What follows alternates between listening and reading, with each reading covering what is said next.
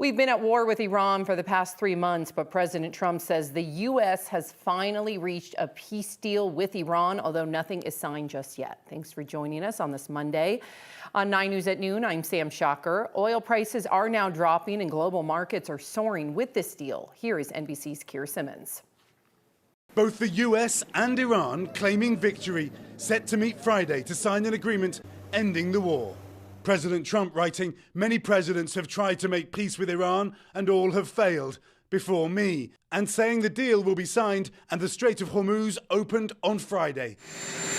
Vice President Vance saying the agreement, which isn't yet published, means that Iran will never have a nuclear weapon and begins a new economic era, if Iran complies. It's going to mean a lot of prosperity, lower energy prices for the American people. But Iran's deputy foreign minister saying the enemy was forced to request a ceasefire.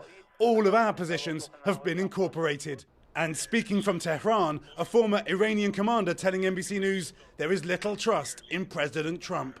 Trump is the supreme leader.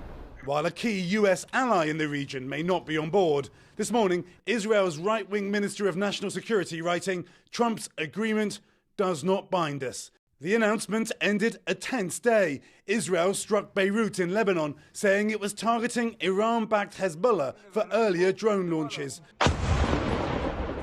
President Trump then declaring that strike should not have happened. Now Lebanon is part of the ceasefire, mediators say.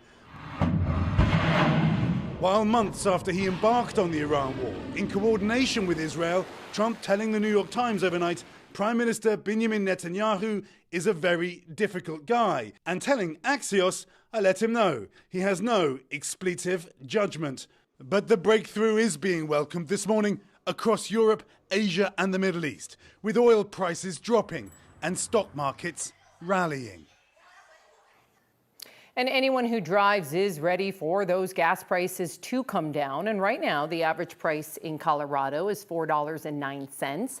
It is slightly above the national average of $4.06. Prices have been slightly dropping over the past several days. The average price is down 6 cents from last week.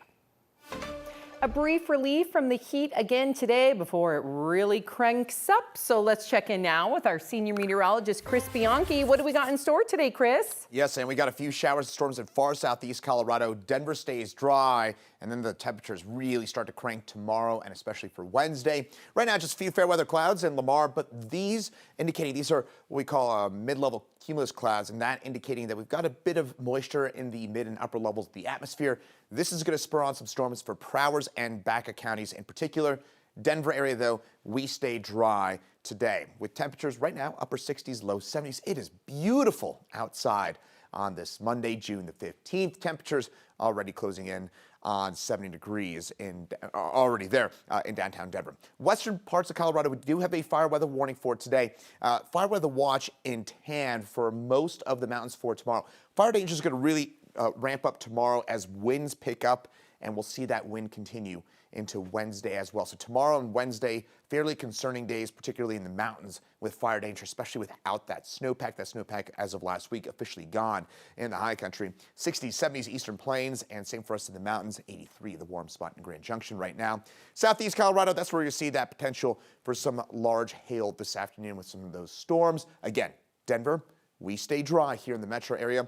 But we do have a chance for some showers and storms in the 7-day forecast. I'll show you when and show you how warm it gets on Wednesday coming up in just a few minutes. Chris, thank you. One person is recovering from smoke inhalation after an accidental apartment fire this morning. Aurora Fire was called a little before 2 a.m. to Potomac Circle, that is near 2nd Avenue and I-225. One person was rescued from the apartment and was taken to the hospital for minor smoke inhalation.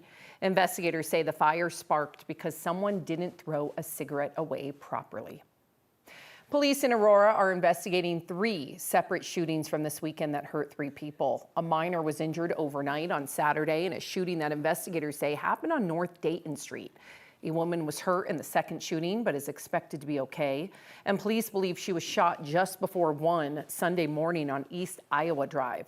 And then the third shooting happened shortly after that one on East 16th Avenue. Police say officers found evidence of gunfire in an area where there was a large gathering. One person was shot and suffered life-threatening injuries.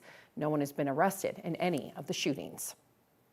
CSP says aggressive driving and road rage are only getting worse. Most recently, Wheat Ridge police shared a road rage incident captured on dash camera footage on I-70. Two drivers were swerving between the lanes and brake checking one another. One driver, as you see there, got out and pushed on the other driver's door in the middle lane of the highway. No one was hurt and both drivers were cited. Just last year, the state says they received more than 33,000 reports. In 2023, it was up 54% of reports, and then in 2024 is up 56%, and then in 2025 it was a little over 57% of reports of aggressive driving. And troopers say summer brings more drivers to Colorado roads and advise everyone to stay calm and not engage with aggressive drivers.